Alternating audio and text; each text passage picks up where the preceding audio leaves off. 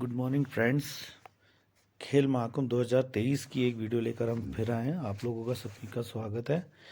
अब सबसे पहले बात करते हैं हम रजिस्ट्रेशन फॉर्म की या पंजीकरण फॉर्म आपने कैसे भरना है, तो इसके संबंध में आपको आवश्यक जानकारी देते हैं। देखिए, ये फॉर्म है। फॉर्म में एक आपकी ओरिजिनल फ़ोटो लगनी है, जो आप खुद ही उसको सत्यापित करेंगे, अर्थात आप उसमें फ़ोटो के ऊपर साइन करेंगे। और उसके बाद आपका नाम, पिताजी का नाम, खेल विधा से कंफ्यूज ना हो, जो आपका इवेंट्स है वो आप भरेंगे। अगर आप एथलेटिक्स ले रहे हैं तो एथलेटिक्स में जो आपका इवेंट है एथलेटिक्स के साथ उसे भी मेंशन करें कि 100 मीटर दौड़ेंगे या 200 मीटर दौड़ेंगे या high jump, long jump, short put या 60 मीटर की दौड़, जो भी है वो इवेंट्स आप इसमें भर देंगे। साथ ही भार वर्ग, अगर भार से रिलेटेड कोई खेल है जैसे बॉक्सिंग है, ताइक्वांडो है, जूडो है, तो वो भार वर्ग आप उसमें लिख देंगे।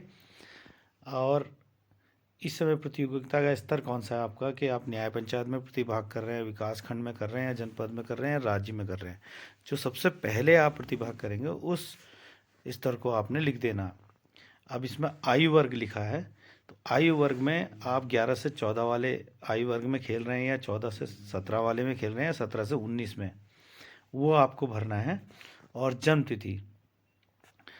तिथि जो आपको जन्म तिथि प्रमाण पत्र है आपका, और वो आपने इसमें भर देनी है। और जन्म तिथि प्रमाण पत्र और आधार कार्ड की आयु जो है आपकी सिमिलर होनी चाहिए। अलग अलग होने की स्थिति में ये मामला विवादित हो जाता है, तो आपको हो सकता है कि खेल से विवाद कर दिया जाए। तो आयु जो जन्म तिथि आप भरेंगे वो दोनों सिमिलर होनी चाहिए, और इस चीज़ का आप ध्यान रखें। उसके अलावा आपकी जाति क्या है, संस्था कौन सी संस्था में आप इस समय अध्ययनरत हैं, दिव्यांग तो नहीं है, और मुख्यमंत्री खिलाड़ी उन्नयन योजना से आच्छादित है या नहीं। वैसे इससे वो खिलाड़ी परेशान ना हो जो इससे आच्छादित है, सिर्फ एक इन्फॉर्मेशन के तौर पे ये चीज़ मांगी गई है। खेलने के लिए आप अर्हता रखते हैं, इस चीज़ का ध्यान रखें। और आपका ग्राम, वार्ड, न्याय पंचायत कौन सी है, नगर पंचायत, तहसील, विकास खंड कौन सा, जनपद कौन सा, आपका मोबाइल नंबर, इस समय आपकी क्या योग्यता है, अगर कोई बीमारी है तो उसका उल्लेख आप कर दें, और आधार नंबर जरूर डालें। इस तरह से ये आपका रजिस्ट्रेशन फॉर्म पूरा हो जाएगा। और इसमें आयु वर्ग वाला जो कॉलम है उसको एक बार फिर से आप सुन लें।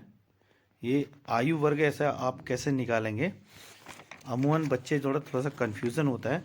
आपको अपनी एक्चुअल आयु कैसे निकालनी है, ताकि आपको पता लग सके आप 11 से 14 के बीच में हैं, या 14 से 17, या 17 से 19 में। तो उसके लिए आप क्या करेंगे, 31 मार्च 2024 से अपनी जन्मतिथि को माइनस कर देंगे। कैसे बताते हैं आपको, एक उदाहरण आपको दे रहा हूँ जिससे आपकी एक्चुअल आयु निकल आएगी। जैसे आपने 31 मार्च 2024 से जो अपनी जन्मतिथि को माइनस करना है, तो सबसे पहले आप साल लिखिए, जैसे 2024।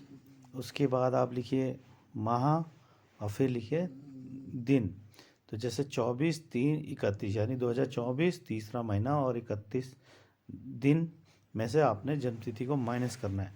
मान लीजिए आपकी जन्मतिथि 25/6/2009 है, तो उस स्थिति में आप 2009 पहले लिखेंगे, उसके बाद आप माह लिखेंगे, उसके बाद आप दिन लिखेंगे। तो 2009 6 आपके माह हो गए और 25 आपके दिन हो गए। तो 31 में से पीछे से आप माइनस करना शुरू करेंगे। 31 में से 25 दिन घटा दिए तो आपके 6 दिन शेष रहे। अब यहाँ माह में आप देखिए, जैसे 3 माह यहाँ लिखा है, तो 3 में से 6 नहीं जाता है। इधर से अगर आप हासिल लेंगे तो ये 13 हो जाएगा। तो इस चीज़ में आपको विशेष रूप से ध्यान देना कि ये 13 नहीं होगा। यहाँ से पूरा एक साल आप लेंगे तो उसके 12 महीना लेंगे, 12 महीना वो प्लस 3 माह, तो ये 15 माह हो जाएंगे। 15 माह से आपने 6 माह को घटा देना है, तो 9 माह आपके बचते हैं। इधर 2024 में से 2023 ही बचा, यानी 23 साल बचे। 23 साल में से आपने 9 साल को घटा देना, तो एक्चुअल एज जो आपकी निकलेगी ये 14 साल 9 माह 6 दिन है। तो इस तरह से आप अपनी एक्चुअल आयु को निकाल सकते हैं। अब हम खेल विधाओं की बात करते हैं, तो जनपद स्तर पर जो अंडर 14 बालक बालिका की प्रतियोगिता होती है उसमें बॉक्सिंग बालक में आप देखेंगे तो उसमें जो वेट कैटेगरी दी हुई है 40 से 42, 42 से 44, 44 से 46, 46 से 48, 48 से 50, 50 से 52, 52 से 54। तो ये बालक वर्ग में तो वेट कैटेगरी ठीक है, लेकिन बालिका वर्ग में अगर आप देखेंगे तो 36 से 38, 38 से 40, 40 से 42, 42 से 44, 44 से 46, 46 से 48 और 48 से 50 वाली वेट कैटेगरी जो है इसमें नहीं दी गई है। तो उस स्थिति में थोड़ा सा दिक्कत रहेगी कि बच्चे जो 48 से 50 किलो भार वाले वर्ग के हैं वो किस आयु भार वर्ग में खेलेंगे। तो जो अधिकारी हमारे इस वीडियो को देख रहे हैं, इस वीडियो के माध्यम से जानकारी मिलके अगर आप इस बात को आगे बढ़ा सकते हैं तो उनको ये बता दें कि 48 से 50 किलो भार वर्ग जो है वो इसमें गायब है। तो वो बच्चे किस तरह से प्रतिभाग करेंगे उसके संबंध में जो भी निर्देश हैं वो दे दें। और इस अंडर 17 बालक वर्ग में बॉक्सिंग में ही जो ये वेट कैटेगरी है इसमें 46, 48, 48 से 50, 50 से 52, 52 से 54, 54 से 57, 57 से 63 किलो भार वर्ग की जो वेट कैटेगरी दी हुई है उसमें 6 किलो का अंतर दिया हुआ है, जबकि 63 से 66 भी 3 किलो का ही अंतर है। तो ये बाय मिस्टेक प्रिंटिंग है या जो भी है, इसको भी थोड़ा सा संज्ञान में लाने की ज़रूरत है कि 6 किलो का अंतर थोड़ा सा समझ से परे है। थोड़ा सा इसमें भी निर्देश स्पष्ट हो जाएं। आपको और बताते हैं कि पिछले वर्ष जो है न्याय पंचायत स्तर से ही काफ़ी खेल शुरू हो गए थे और फिर विकास खंड में भी खेले गए, तब जाके जनपद में खेले गए। कैलेंडर में चेंज हुआ है। न्याय पंचायत स्तर पर केवल कबड्डी और एथलेटिक्स ही खेले जाने हैं। विकास खंड स्तर पर जब टूर्नामेंट होंगे तो खो खो और वॉलीबॉल को विकास खंड स्तर पर जोड़ा गया है, यानी जो भी टीमें हैं वो न्याय पंचायत में ना आकर सीधे विकास खंड स्तर पर आएंगी। उसमें खो खो और वॉलीबॉल को ऐड कर दिया गया है, यानी 3 खेल जो है विकास खंड स्तर पर होंगे अंडर 14 बालक में, बालक बालिका में, जिसमें कबड्डी, खो खो, वॉलीबॉल होगा। और भी यही होना है। एथलेटिक्स के इवेंट्स थोड़ा सा बढ़ जाने हैं जो आपको आपके रजिस्ट्रेशन फॉर्म में दिए हुए हैं। और अंडर 19 जो है इस बार न्याय पंचायत स्तर पर नहीं होगा। अंडर 19 के बालक बालिका सीधे ब्लॉक स्तर पर प्रतिभाग करेंगे।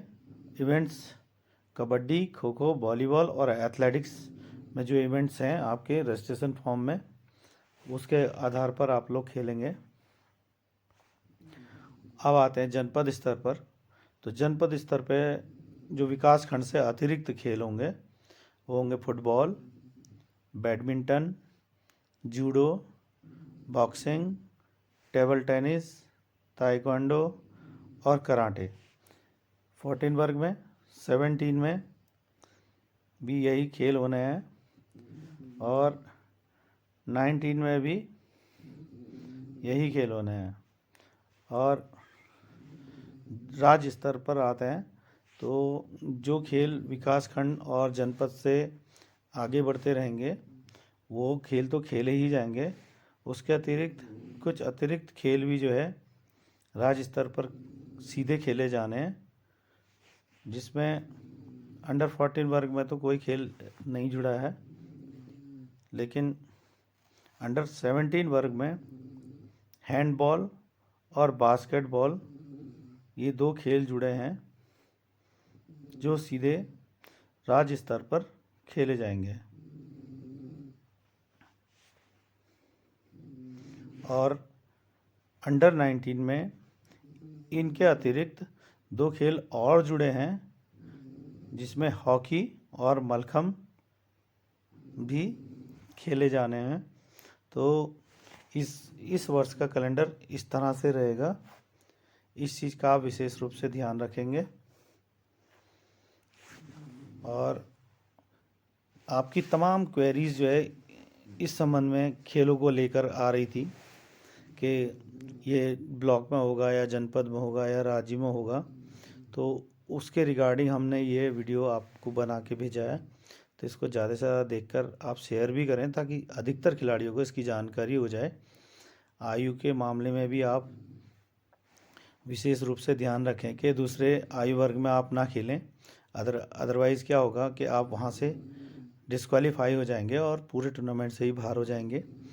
और साथ ही जो अन्य दस्तावेज हैं जो आपके रजिस्ट्रेशन फॉर्म के साथ लगने हैं, उनमें आपका एक आधार कार्ड, जन्मतिथि प्रमाण पत्र, स्थायी प्रमाण पत्र, ये 3 डॉक्यूमेंट्स अनिवार्य रूप से लगाने हैं।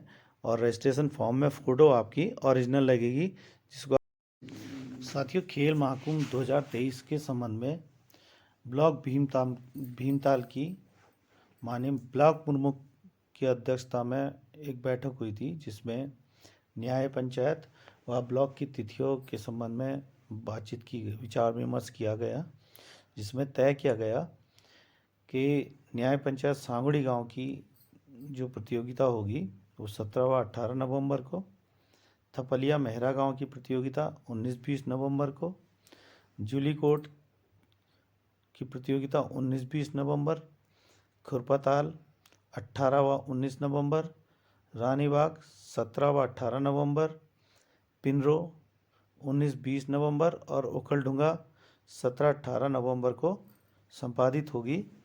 और ये तिथियां अलग अलग इसलिए रखी गई हैं कि आसपास की जो न्याय पंचायत हैं उनमें सेम डे में प्रतियोगिता कराने में व्यायाम शिक्षकों की कमी महसूस की गई थी, जिस कारण आसपास की न्याय पंचायत की प्रतियोगिता की तिथियां अलग अलग रखी है, ताकि एक न्याय पंचायत में दूसरे न्याय पंचायत के व्यायाम शिक्षक आकर सहयोग कर सकें और प्रतियोगिता का सफल संचालन हो।